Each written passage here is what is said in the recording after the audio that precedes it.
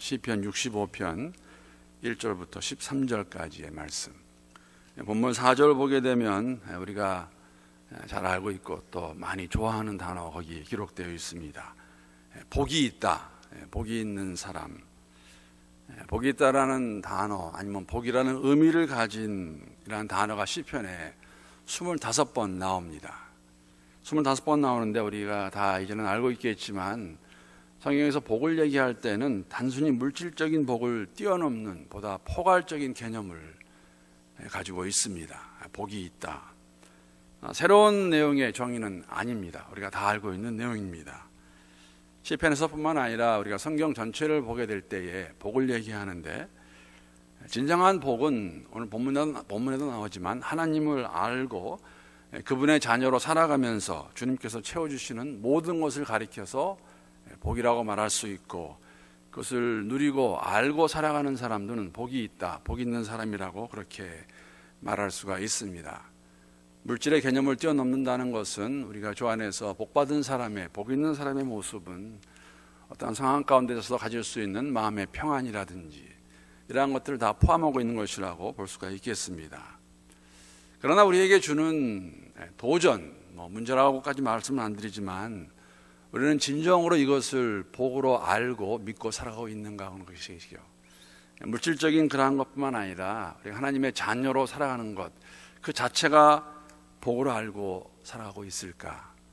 아니면 그 복을 좀 더 우리가 깊게 이해하며 살아가고 있을까? 감사한 것은 오늘 본문 내용을 보게 되면 1절부터 4절까지의 내용을 통해서 이 복에 대해 다시 한번 저희들에게 말씀해 주고 있습니다. 바라고 기도하는 것은 함께 묵상하는 가운데에 이러한 확신과 또 감사가 넘칠 수 있으면 좋겠습니다. 4절 내용을 먼저 살펴보게 되면 하나님을 알고 있는 사람, 또 우리에게는 알아가는 사람이 복이 있는데 그 이유는 이렇게 설명하고 있습니다. 하나님께서 먼저 택하시고 가까이 오게 하시어서 당신의 뜰에 머물게 하셨기 때문이라고 저희들에게 말씀해 주고 있습니다. 선포입니다.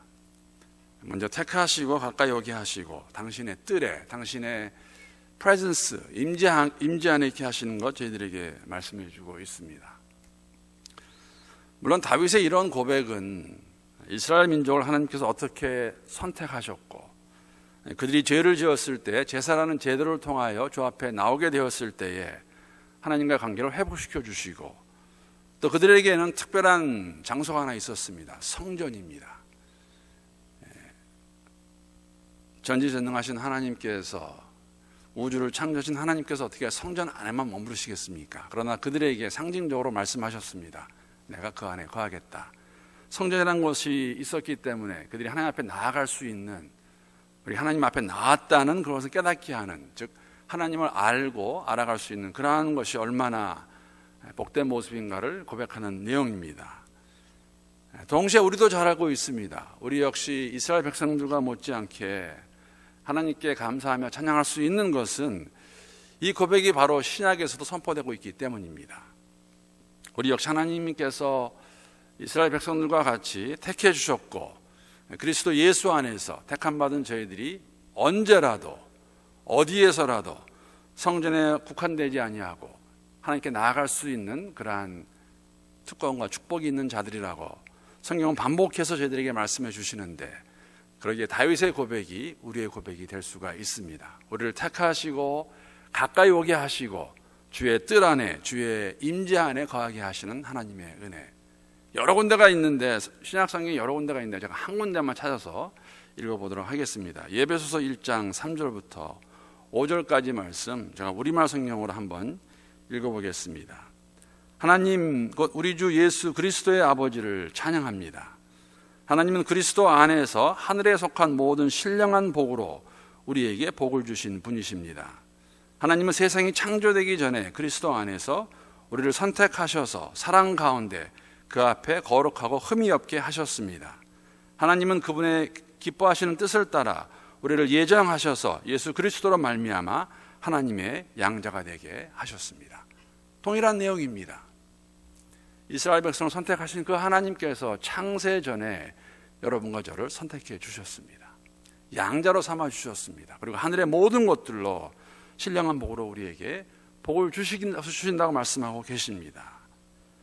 다윗의 하나님은 이스라엘을 택하신 그에게 나와 있는 하나님, 그 동일한 하나님께서 2000년 전에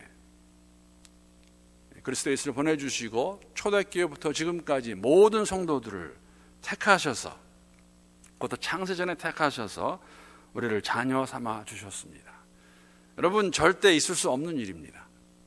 이 진리는. 이것을 우리가 깨닫는다면 십자가의 사건으로 가능한 것이기 때문에 이것을 우리가 진정으로 복으로 믿고 살아간다면 우리의 믿음의 성숙은 아마 이러한 모습이 아닐까.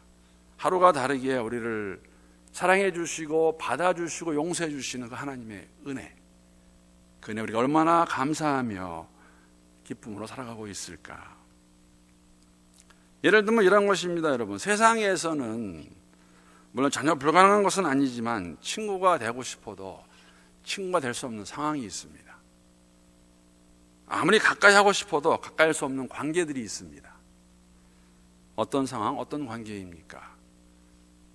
신분과 배경이 너무나도 차이가 나면 친구가 될 수도 없고 가까이 갈 수도 없다는 것이죠. 왕과 거지, 왕과 평민은 친구가 될 수 없습니다. 요새는 왕 없지요. 그러나 만약에 재벌의 아들과 그 재벌은 아버지의 재벌 아버지의 차를 모는 운전수와 친구가 될 수 없습니다. 어떻게 감히 가서 친구 되자고 말합니까? 운전수의 아들인데. 가까이 하고 싶어도 한쪽에서 그것을 받아주지 않으면 가까이 할 수 없는 것이죠.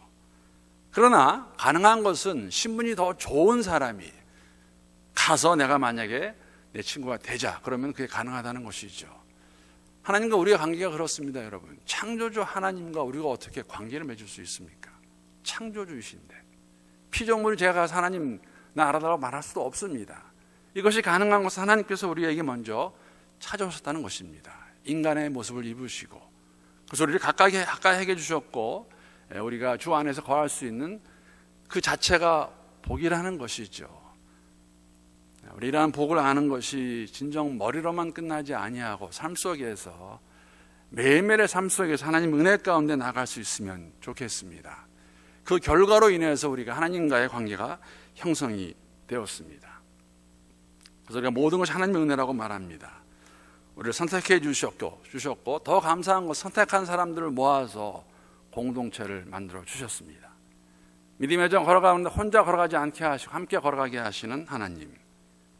그런데 우리가 이 믿음의 정 걸어갈 때에 여러분과 제가 다 알고 있고 부인할 수 없고 그러면서 동시에 할 수 있는 것이 있는데, 오늘 본문의 말씀 보게 되면 우리가 하나님의 백성임에도 불구하고 우리는 계속해서 죄를 짓는다는 것입니다. 죄가 우리 안에 있습니다.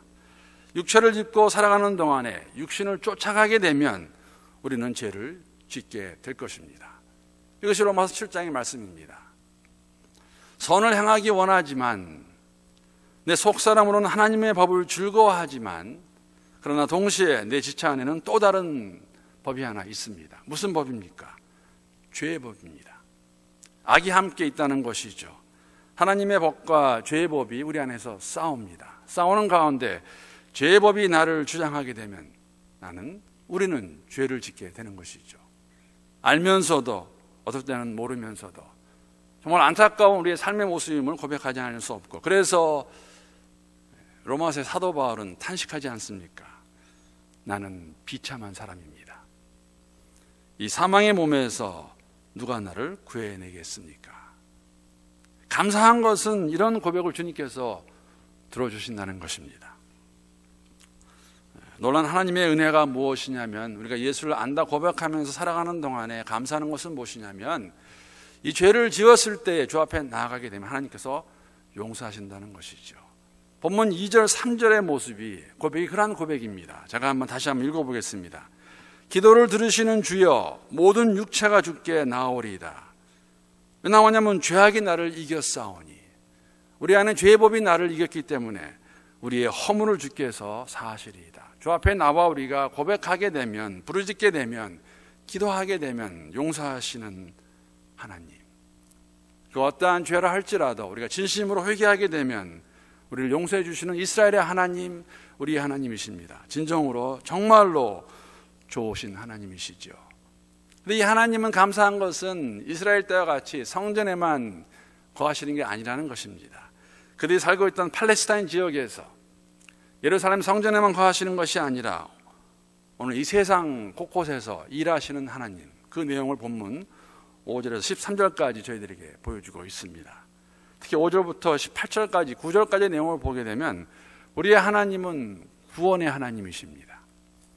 이스라엘뿐만 아니라 모든 열방을 구원하시는 하나님이시라는 것이죠. 능력의 하나님이십니다. 산과 바다를 창조하시고 만드시고 모든 민족을 통치하시는 하나님, 열방의 하나님이십니다. 우리 하나님은 땅끝부터 땅끝까지, 해가 뜨는 것부터 지는 데까지 모든 사람들의 찬양을 받으시기에 합당하신 하나님, 그러니까 기뻐해야 되는 하나님, 우리가 본문을 통해서 알 수가 있습니다. 이 말씀 보면서 여러분, 저는 이런 생각 해봤습니다. 우리가 얼마나 일상생활 가운데 하나님의 경이로움을 경험하며 살고 있는가. 오늘도 해가 뜨고 해가 질 텐데 그것을 바라보면서 임마누엘 하나님을 우리가 느끼며 살 수 있는가. 오늘도 우리가 아무 문제 없이 일어나서 호흡할 수 있다는 것, 이 자체를 가지고 하나님의 경이로움을 우리가 느낄 수 있을까. 다른 거 다 떠나서 우리가 죄를 지을 때 주 앞에 나가게 되면 그 어떠한 죄라도 우리를 용서하시는 그 하나님, 하나님 얼마나 우리가 감사하며 의지하며 살아가고 있을까. 하나님을 믿고 의지하고 찬양하고 경배하는 것이 여러분과 저의 도리입니다. 하나님 백성이기 때문에 우리의 도리를 잘 감당하면 하나님께서 더 풍성한 복을 저희들에게 주시겠다고 약속하십니다. 하나님은 우리가 경배할 때 찾아오셔서 하나님의 다스림을 사모하는 자들에게 더 부어주신다는 것, 우리가 오늘 본문 통해서 알 수가 있죠. 왜냐하면 주님께서 땅을 돌보아 주시고 물을 대주시기 때문에 땅이 비옥하게 되어 풍성한 추수를 맞을 수 있음을 본문을 통해 알 수가 있습니다. 9절 이후의 내용입니다. 그뿐 아니라 촌에 있는 양들도 풍요롭게 먹을 수 있다고 저희들에게 보여주고 있습니다. 그래서 이 부분을 가지고 어떤 설교자는 이렇게 설명하였습니다. 제가 한번 읽어보겠습니다. 땅과 하늘을 연결하는 성도의 감사와 찬양이 있으니 하늘과 땅을 연결해 공급하시는 하나님의 은총이 온 땅에 나타납니다. 이제 온 세상의 모든 피조물이 하나님의 은총을 함께 누릴 수 있게 된 것입니다. 주의 백성으로 그분을 경배할 때에 하늘과 땅이 연결되어서 하나님 축복을 우리가 누리는 그런 삶의 모습이죠. 아마 이러한 것을 잘 요약해서 주는 말씀이 13절의 말씀 볼 수가 있습니다. 초장은 양떼로 옷 입었고 골짜기는 곡식으로 덮었으며 그들이 다 즐거이 외치고 또 노래하나이다. 가나안 땅에서, 팔레스타인에서 초장이 양떼로 가득 차 있어서 그들이 풍요롭게 먹고 있고 농지에 곡식으로 가득 차 있다면 우리가 할 수 있는, 하나님 주셨기 때문에 즐거워하고 노래하는 것, 우리의 모습이 아닌가. 여러분, 모든 것이 하나님의 은혜입니다. 이스라엘 백성들 할만해서 잘했을 때 그러지 않았습니다. 하나님 주신 것이라는 것이죠. 매일 성경 보시게 되면 이러한 도전의 글과 위로의 글이 적혀 있는데 그 부분 제가 읽어보면서 오늘 말씀 마치도록 하겠습니다. 내가 수고한 만큼, 내 능력만큼, 내 지혜만큼 사는 것이 아니라, 이건 세상의 법칙입니다. 내가 한 만큼, 하나님이 주신 만큼 먹고 하나님이 살게 하신 만큼 살다가 마지막 호흡을 거두어 가시면 언제든지 먼지로 돌아갈 존재임을 기억하며 사십시오. 오늘도 그러한 마음으로 살아가면 좋겠습니다. 하나님으로 인정하고 어떠한 상황이 들어가든지 우리가 감사하고 주님 바라보며 살아가는 삶, 오늘도 우리에게 허락하신 삶의 현장에서 주님의 영광, 주님의 기쁨을 위해 살아가는 여러분과 저, 또 그러한 교회가 될 수 있기를 우리 주님의 이름으로 함께 기도합니다.